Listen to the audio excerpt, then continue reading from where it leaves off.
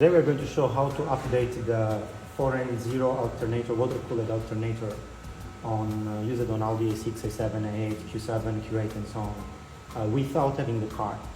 So if you already tried this, you will know that when you open ODS E and then try to write the FRF file, it will tell you the speed of the engine is not zero, so it will not be able to let you start. So how do we bypass this? Let's see.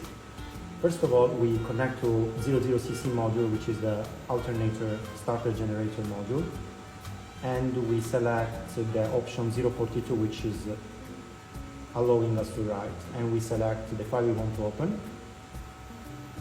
In this case, the 0527 update, which in this moment we have 0523, so this is an update for us. Let's try to start the alternator while it asks us the speed is not zero.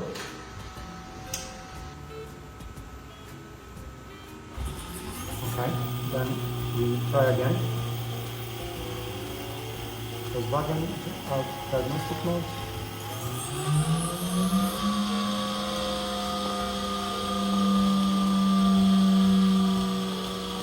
And it started as you see. So now we just need to wait a couple of minutes for the update to be completed successfully. And we can leave the alternator turning. Just don't touch it anymore.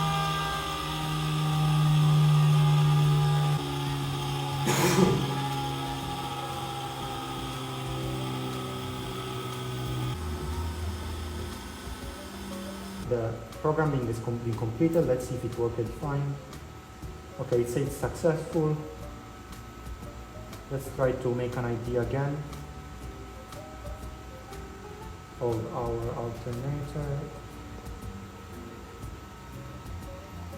Select option 1 and then we can identify it again. Let's reset the platform to reset the alternator and then turn it.